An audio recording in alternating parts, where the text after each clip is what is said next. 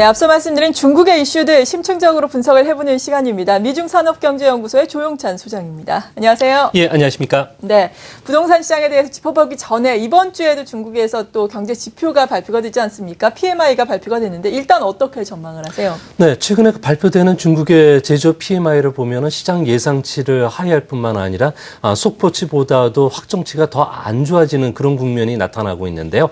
이 때문에 중국의 이번에 HSBC의 제조업 PMI 같은 경우는 전달보다도 0.1%포인트 하락한 48로 올해 최저치를 기록하지 않을까 보여집니다. 중국 같은 경우에는 지금 현재 정풍운동이라든지 수출 부진, 부동산 가격 하락으로 인해서 생산과 소비가 모두 위축이 되고 있는데요. 이 때문에 생산 지표나 신규 주문 그리고 신규 수출 주문 지수와 같은 주요 지표들이 모두 하락을 하고 있습니다. 제조업 경기가 계속 침체 국면에 들어가고 있다는 걸 보여주는데요. 그림을 보시면요. 중국의 공업 부가가치 생산액을 산업별로 나타내는 그림입니다. 수송기계 같은 경우는 큰 폭으로 꺾였고요. 화학이나 방지, 금속 소재와 같은 부분도 바닥권에서 아직 탈피하고 있다는 것을 신호를 보여주지는 못하고 있습니다. 이 때문에 중국 같은 경우에는 고정자산 투자 같은 경우에도 월간 기준으로 지금 16%대로 떨어졌는데요. 앞으로 투자의 그 60%를 차지하고 있는 그 제조업 투자라든지 그리고 부동산 투자가 지금 당분간 회복되기 어렵다는 점에서는 중국과 관련된 제조업 경기는 하반기에도 좀 어렵지 않을까 보여집니다. 네, 그렇군요. 목요일에 이 중국의 HSBC 제조업 PMI 속보치가 발표가 됐는데 전달의 확정치보다 좀 좋지 않을 것이다. 그리고 이 밖의 경제 지표도 좀 좋지 않다라고 말씀을 해주셨는데 사실 지난주에 발표된 중국의 여러 가지 4월 경제 지표들도 내수 부진을 좀 보여주지 않았습니까? 이에 따라서 중국의 2분기 경기 전반적으로 보자면은 연착륙이 가능할까요? 혹은 경착륙에 대한 우려를 좀 해야 되는 부분인가요? 네, 연착륙이라는 것은 중국이 실질적으로 그 7%대 이상 성장을 하면 연착륙으로 볼 수가 있는데요. 예. 현재 중국의 여러 가지 경기 선행 지표로 봤을 경우에 2분기 성장률은 7.2%로 떨어질 것으로 보여집니다. 1분기가 7.4였기 때문에 그렇게 미미한 정도 그 하락으로 보여지는데요. 이같이 보는 것과는 그림을 보시면요. 중국의 산업 생산 같은 경우에는 GDP 성장률의 그 선행 지표 역할을 해주고 있습니다.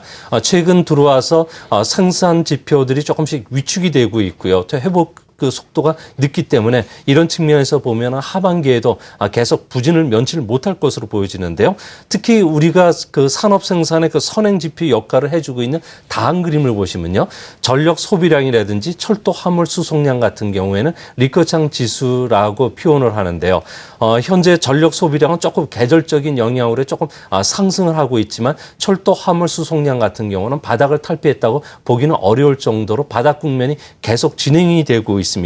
이뿐만 아니라 중국의 경기 동향에 그 상당히 민첩한 신규 대출을 보면은 기업의 경기 활동을 나타내는 부분들은 4월 신규 대출이 7,747억 위엔으로다가 전달보다도 1,000억 위엔 이상 지금 감소를 했는데요. 아무래도 기업들의 수요 부진으로 인해서 신규 자금 수요가 위축이 되고 있습니다. 이뿐만 아니라 경제의 그 유동성을 나타내주고 있는 사회대출 총량도 전달보다도 5천억 위엔 정도가 감소했다는 점에서는 앞으로 중국 정부가 대규모 경기 부양책을 만들어내지 않는 이상 중국 경제가 U자형이라든지 V자형 경기 회복 패턴을 타기는 좀 어려울 것으로 보여집니다. 네.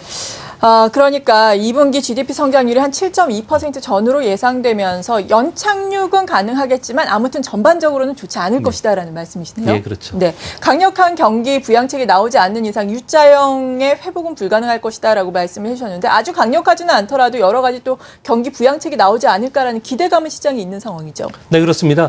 중국 정부 입장에서는 7.5% 성장률 목표를 내건 것은 올해 대졸자만 하더라도 727만 명이 쏟아져 나오게 되는데요.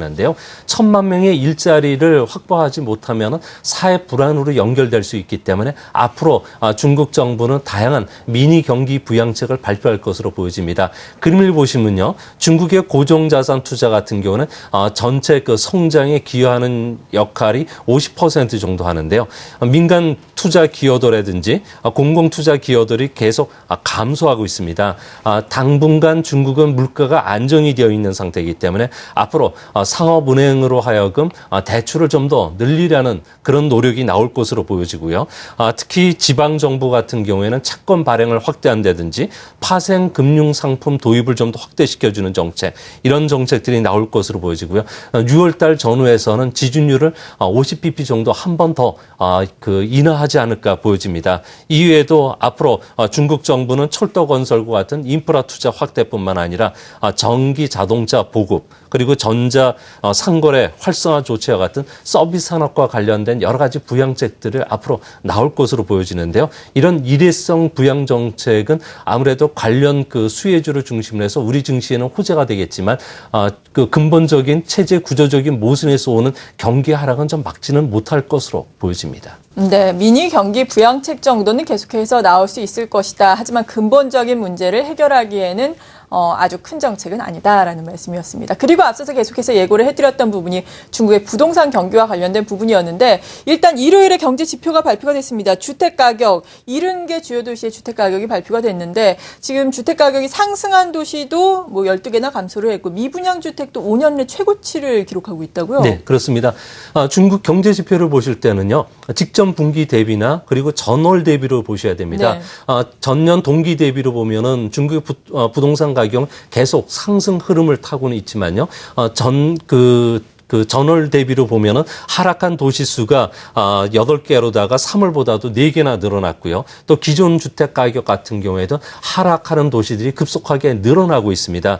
이뿐만 아니라 부동산 가격이 하락하면서 35개 도시의 미분양 주택 같은 경우에는 무려 19%나 증가할 정도인데요. 현재 베이징, 상하이를 중심으로 한 미분양 주택이 중국 전체 부동산 거래의 70%를 차지하고 있는 중소도시로 지금 확산이 되고 있는 그런 모습입니다.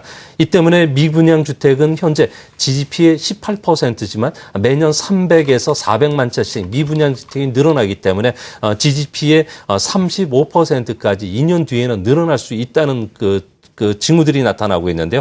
이렇게 되면은 중국 부동산과 관련해서는 미니 버블이 터지지는 않겠지만 전반적으로 경기 하락은 불가피할 것으로 보여지고, 그런 측면에서 보면은 올해 중국의 성장률은 7.3%, 그리고 만약에 중국의 부동산 가격이 내년도에도 하락세가 멈추지 않는다면 7%가 깨질 수 있는 위험한 상황으로 지금 몰릴 가능성이 높아 보입니다. 네, 버블이 붕괴될 정도는 아니지만 위험한 상황인 건 맞다라고 말씀해 주셨는데, 일각에서는 또 버블 붕괴가 이미 시작됐다라는 의견도 있습니다. 아무튼 전반적으로 중국의 부동산 경기에 대해서는 비관론이 지금 확산되고 있는 것이 사실인데요.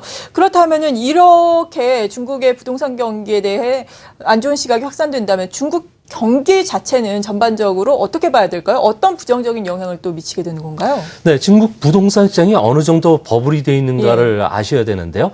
중국의 주요 강남과 같은 2선 도시의 부동산 가격은 30평 기준으로 무려 30억 원이 넘습니다.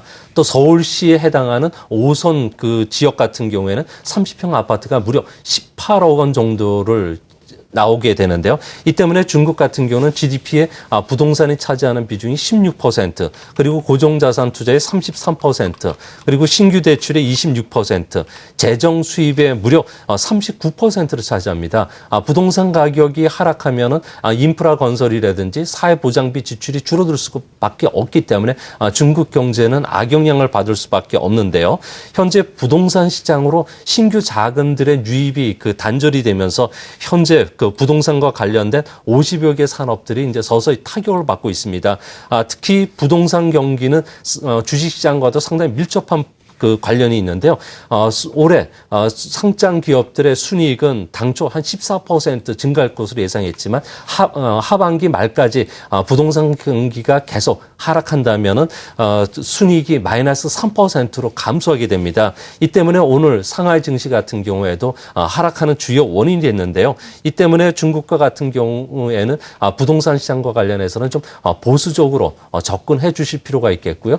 증시도 당분간 약세를 면치 못할 것으로 보여집니다. 네. 그리고 중국의 성장 전략의 일환으로 계속해서 이야기가 나왔던 중국의 신형 도시화 정책이 구체적으로 발표가 됐다고요? 네, 그렇습니다. 네. 중국의 신형 도시화와 관련해서는 공업화, 정보화, 도시화, 농업 근대화라는 네 가지 그 이슈로다가 앞으로 진행하게 되는데요. 네. 중국 같은 경우는 현재 도시화율이 53%입니다. 이 때문에 도시화율을 앞으로 7억 명 정도에서 한 1억 명 정도를 2030년까지 끌어올릴 예정으로 있는데요. 이렇게 되면은 중국의 도시화와 관련해서 GDP 성장 효과가 2030년에는 34조 달러로 미국을 앞서게 되고요. 이것뿐만 아니라 도시화와 관련된 상주 인구가 늘어나면요. 그림을 보시면은요.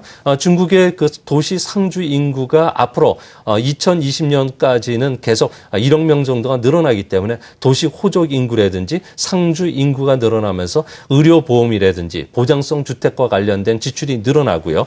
공공 그 교통과 관련된 인프라 시설 그리고 하수도, 정수장 처리, 통신 설비와 같은 부분들에서 투자가 늘어나면서 소비도 이끌어지는 그런 모습으로 나타날 가능성이 높습니다. 이 때문에 우리나라 같은 경우는 자동차라든지 의학 서비스, 유통, 소비 그리고 3차 산업과 관련된 수혜주들 중심으로 중국물 탐화주들이 좀 바뀌지 않을까 보여집니다. 네, 이러한 부분들 미리미리 또 점검을 하면서 대비를 해야 되겠습니다. 그리고 산업별 이슈에 대해서 좀 이야기를 하자면은 중국에서 전기차에 대한 관심이 높아지고 있다고 하죠. 그렇다면은 전 세계 전기차 시장의 판도가 어떻게 향후에는 변화할 것으로 우리가 예상을 해도 되겠습니까? 네, 전기 자동차와 관련해서는 중국 정부는 그 새로운 산업으로 육성시키기 위한 여러 가지 정책을 내세우고 있는데요. 우선 중국 정부 입장에서는 올해를 전기 자동차 보급의 원년으로 삼았습니다. 이 때문에 취득세 면제뿐만 아니라 보조금도 2천만 원까지 확대시켜주고 있고요. 또 전기 충전소와 관련해서 2년간 무려 10조 원 자금을 투자하게 됩니다. 이뿐만 아니라 중국 정부 입장에서는 자동차와 관련된 R&D 투자를 2020년까지 152억 달러까지 늘릴 것으로 보여지는데요.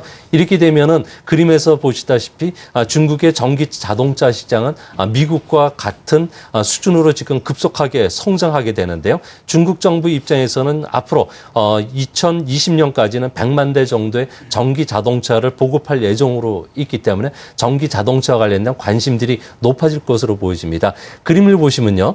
중국의 리튬 이온 2차 전지 가격이 나타나는데요. 현재 가격은 2015년에는 한 600달러까지 떨어질 것으로 보여지고요. 또 공급 확대에 따라서 일반 가솔린 차하고 경쟁이 될 수 있는 500달러까지 떨어지는 것은 2016년도서부터 시작이 되기 때문에 2016년도 이후부터는 중국의 자동차 그 시장에서 전기 자동차가 차지하는 비중이 급속히 올라온다는 점에서는 전기 자동차와 관련된 테마주들도 국내 증시에서도 이제 서서히 좀 찾는 이런 그 작업들이 필요한 시점이 아니겠는가 보여집니다. 네, 중국에서 또 전기차에 대해서 대대적인 투자를 한다고 하니까 전기차 관련된 종목들 우리 증시에서도 살펴보자라고 말씀을 해주셨습니다. 중국과 관련한 사항들 자세하게 짚어봤습니다. 미중산업경제연구소의 조용찬 소장이었습니다. 감사합니다.